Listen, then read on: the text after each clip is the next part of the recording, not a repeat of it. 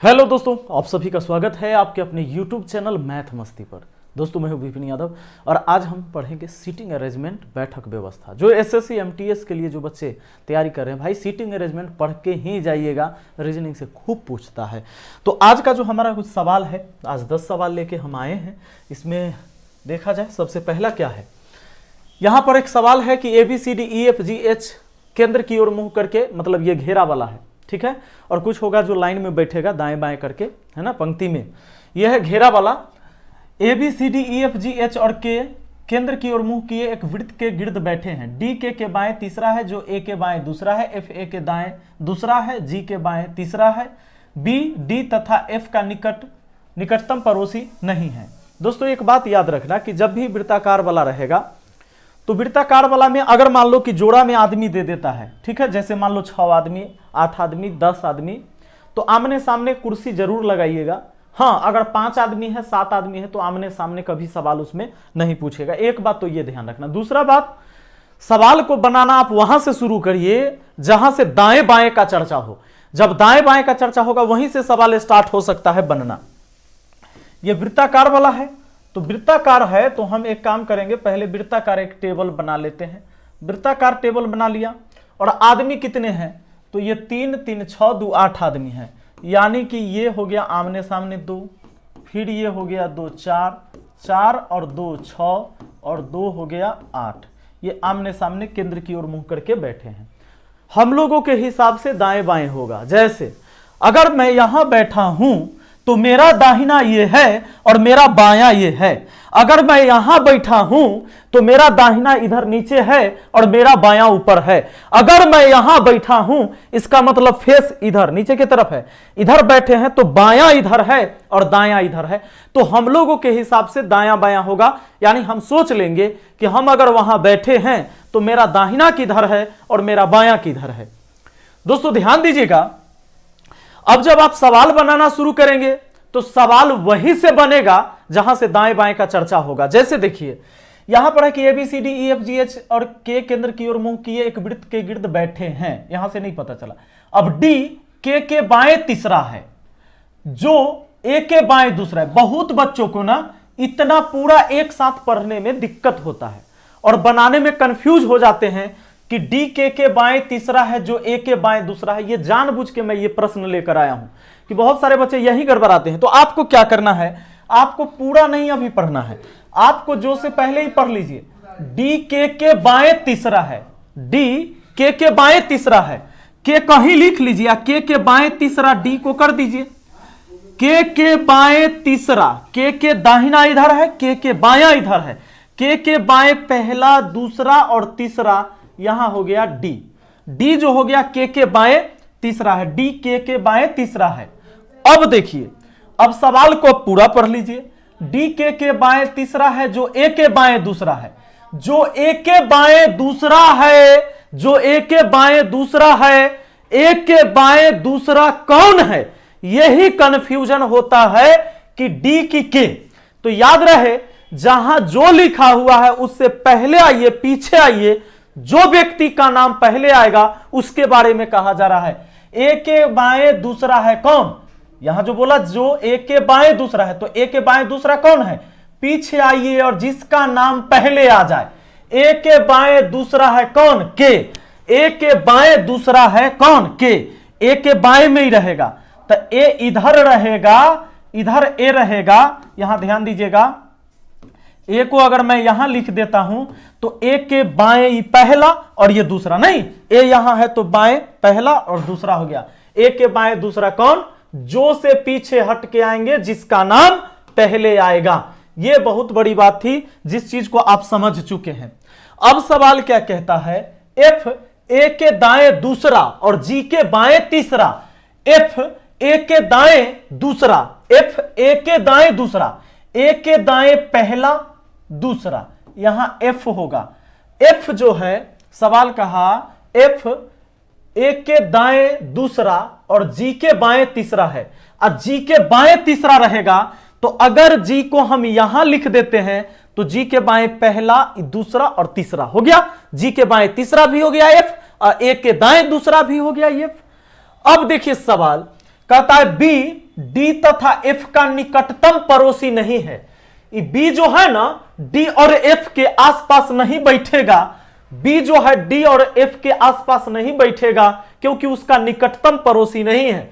तो बी यहां नहीं बैठ सकता है, देखिए बी यहां नहीं बैठ सकता है और बी यहां भी नहीं बैठ सकता है क्योंकि बी जो है डी और एफ का निकटतम पड़ोसी नहीं है। बी यहां भी नहीं बैठेगा, एफ के निकट में नहीं बैठेगा, डी के निकट में नहीं बैठेगा। एक स्थान बचा है जहां बी बैठ सकता है क्योंकि बी को कहीं ना कहीं तो बैठना है। अब एक ही जगह बचता है तो बी यहां बैठेगा। अब इन दो जगह पर कौन होगा, तो आगे पढ़ते हैं हम। आगे कहीं यह बात का पता नहीं है। अब देख लीजिए क्योंकि पूरे सवाल में ये दो जगह का अभी ABCD EF G H और K केंद्र की ओर मुंह करके वृत्त के गिर्द बैठे हैं। D K के बाएं तीसरा है, D K के बाएं तीसरा हो गया, जो A के बाएं दूसरा है। F A के दाएं दूसरा और G के बाएं तीसरा है।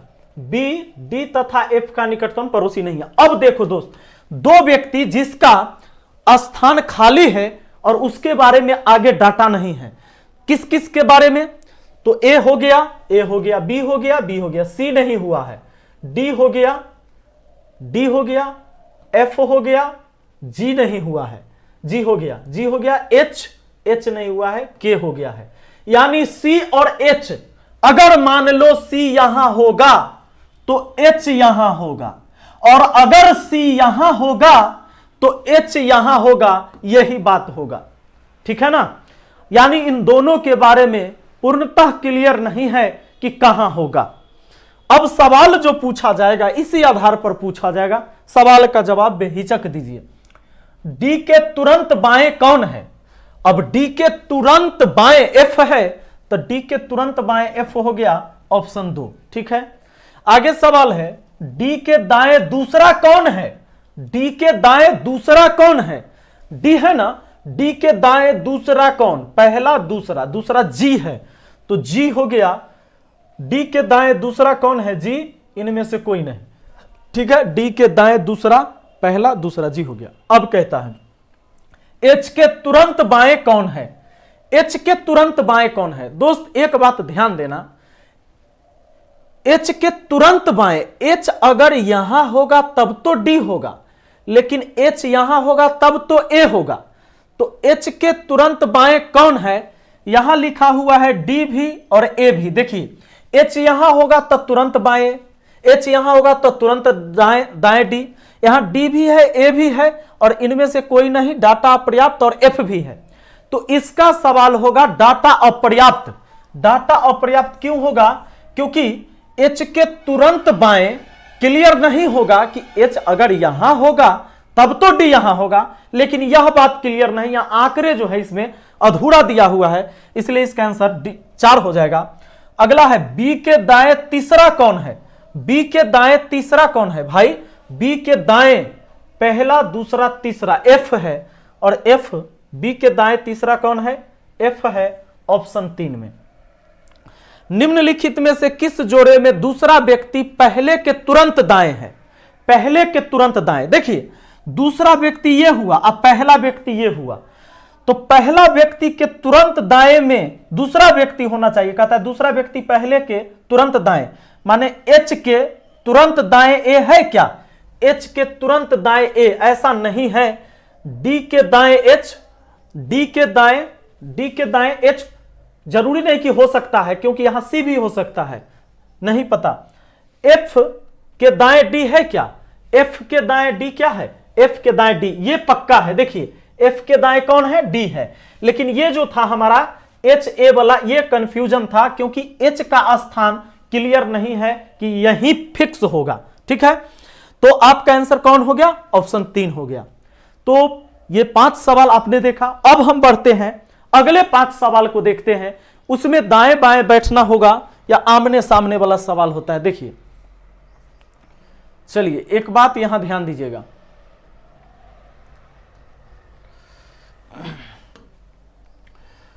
यहां पर सवाल है 6 से 10। नीचे दिए गए जानकारी को ध्यानपूर्वक पढ़कर, अच्छा ये सब बात तो दिया हुआ रहेगा, ध्यानपूर्वक ही पढ़ना होता है। और ध्यानपूर्वक नहीं पढ़िएगा तो कहते हैं ना कि सावधानी हटी पूरी जिलेबी बटी। तो यहां पर है कि 6 व्यक्ति P Q R S T और यू 2 कतार में है, प्रत्येक कतार में 3-3 एक दूसरे के आमने सामने खड़े हैं।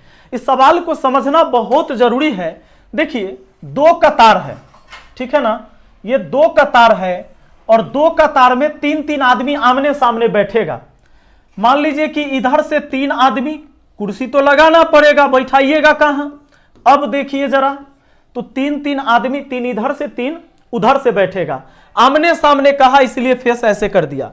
अब दोस्त यहां जानना जरूरी यह है कि अगर मैं यहां बैठा हूं तो मेरा दाहिना यह है और मेरा बायां यह है।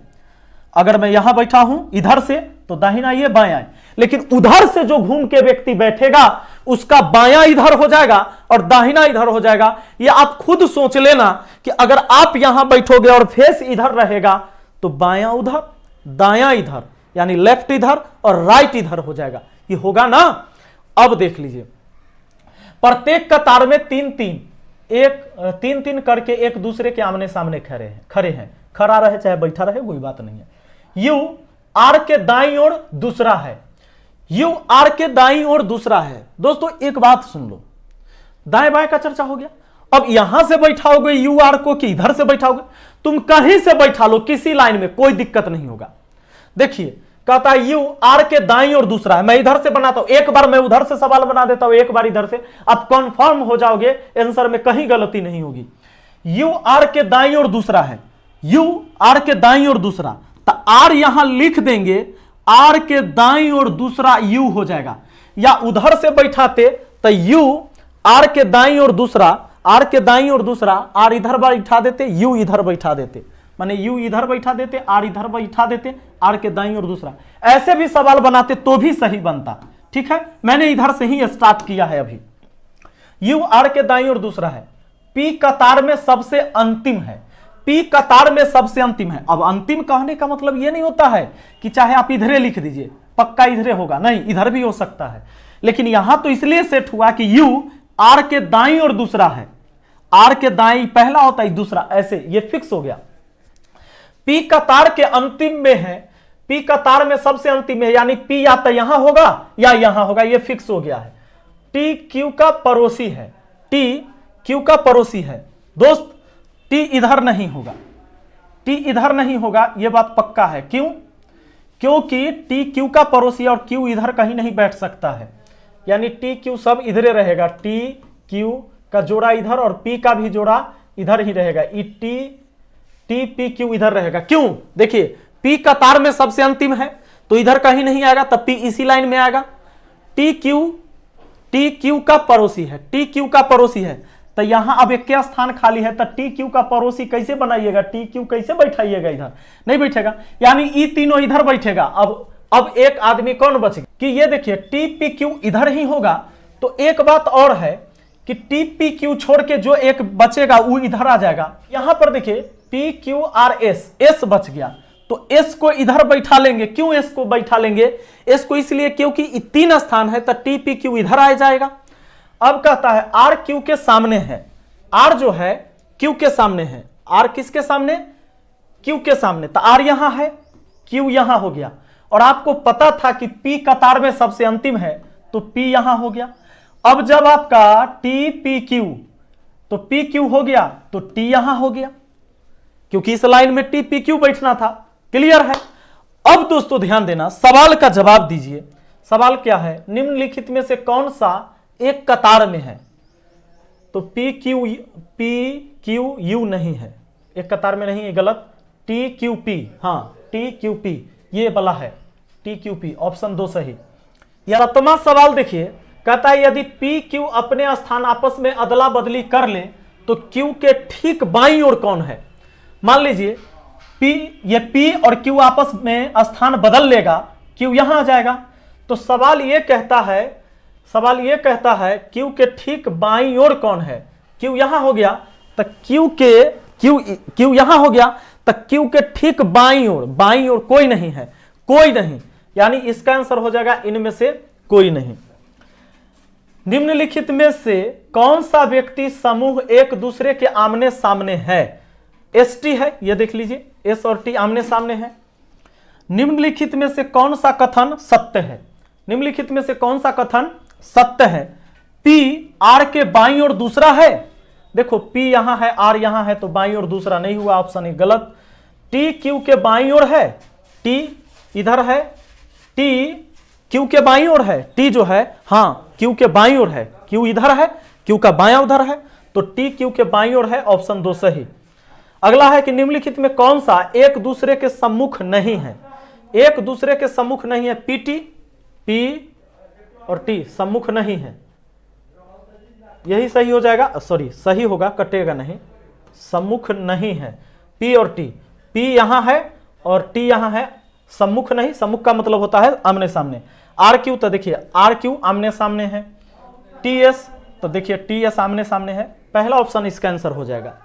तो दोस्तों मुझे उम्मीद है कि बहुत आसानी से आपको समझ में आ रहा होगा, और फिर हम मिलेंगे अगली वीडियो में। यह वीडियो कैसा लगा है मुझे जरूर बताइए।